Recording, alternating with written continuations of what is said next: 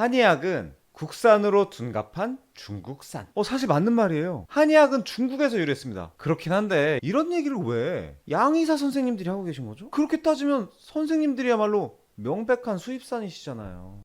안녕하세요, 한의사 이상진입니다. 오늘 제가 인터넷 하다가 충격적인 기사를 봤어요. 기사 제목이 뭐였나 하면 한의학은 국산으로 둔갑한 중국산. 뭐지? 동북공정 같은 건가? 왜 요즘 중국에서 그러잖아요. 김치도 중국 거다, 한복도 중국 거다, 고구려 땅도 중국 땅이었다, 다 자기네 거라고 하잖아요. 그래서 뭐 그런 건가 했어요. 근데 아니더라고요. 이게 한국의 의협신문에 나온 기사입니다. 의협, 의사협회죠. 거기서 내는 신문입니다. 자, 내용을 읽어봅시다. 우리 고유의 전통 음식인 김치와는 달리 한의학은 중국에서 유래해 국산 행세를 하고 있습니다. 심뜸 부항 같은 한방치료법과 음양, 오행, 오장육부, 기와 경락 등 한방 이론과 개념도 중국에서 유입됐습니다. 사실 맞는 말이에요. 한의학은 중국에서 유래했습니다. 이거 모르는 사람 없죠. 원래 한의학의 한자가 한나라 한자였어요. 초한지의 한나라. 장기들 때 왜 그 빨간색 있죠? 그 한나라 때 기틀이 마련된 의학이라 한의학이라고 불렀습니다. 그런데 지금 한의학은 한나라 한자를 쓰거든요. 대한민국,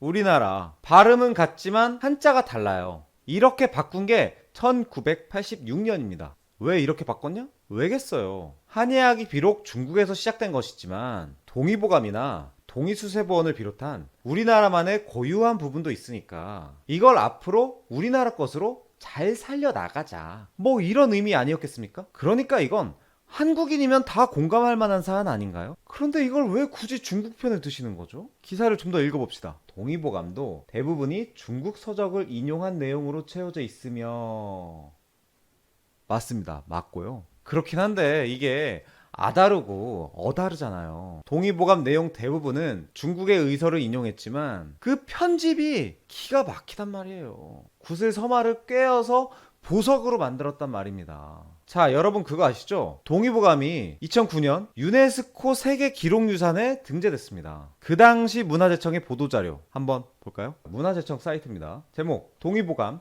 유네스코 세계 기록유산 등재, 2009년 7월 31일이고요. 이번 동의보감의 유네스코 세계기록유산 등재에는 유네스코가 동의보감이 가지는 역사적 진정성, 세계사적 중요성, 독창성, 기록 정보의 중요성, 관련 인물의 업적 및 문화적 영향력 등을 인정한 것이다. 당시까지 여러 갈래로 전개되고 있던 동아시아 의학 등을 체계적으로 집대성하여 편찬한 것으로 국가에 의한 민중의 의료 공급이라는 시대를 앞서가는 보건사적 이념이 세계의 어느 지역보다 먼저 구현되어 있는 의서이고, 동아시아 전통의학의 결정판으로 인간사회의 변화와 함께 새로이 대두되고 있는 현대의학이 직면하고 있는 의학적, 보건학적 난제에 대한 새로운 의학적 가능성을 제시하여 학문적, 임상적 유용성이 높게 평가되었다. 그야말로 극찬이죠. 자, 이거 한의사협회에서 낸 보도자료가 아니에요. 문화재청입니다. 우리나라 정부에서 낸 거예요.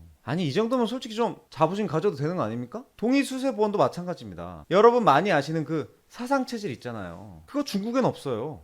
우리나라 사람이 쓴 거예요. 이재마의 사상의학은 철저히 우리 겁니다. 사상체질하면 한국인은 모르는 사람이 없을 정도로 대중적이죠. 이쯤이면 이제 좀 국산인 척 해도 되는 거 아닙니까? 아니, 외국 나가서 동의보감이라는 책이 있는데 한국 거다. 사상의학이라는 게 있는데 한국 거다. 중국 전통의학을 받아들여서 발전시킨 한국 고유의 의학이 있다 라고 주장할 만한 거 아니에요? 솔직히 저는 한의학이 중국산이라고 주장하는 의협신문의 기사를 보고 예전 김대중 대통령의 일화가 떠올랐습니다. 아시다시피 김대중 대통령이 노벨 평화상을 타셨었잖아요. 당시에 이 상을 로비를 통해서 받았다는 소문이 있었습니다. 그래서 한 번은 독일의 한 학자가 질문을 했어요. 김 대통령이 로비를 통해서 노벨 평화상을 받았다는 소문이 있는데 어떻게 생각하느냐. 그랬더니 노벨 연구소 연구실장이 이렇게 답했답니다. 그렇다. 한국으로부터 로비가 있긴 있었다. 그런데 김대중 정부로부터의 로비가 아니라 정치적 반대자들로부터 노벨상을 주면 안 된다는 로비가 있었다. 그럼에도 불구하고 우리는 노벨상을 수여하기로 결정했다. 실제로 있었던 일입니다.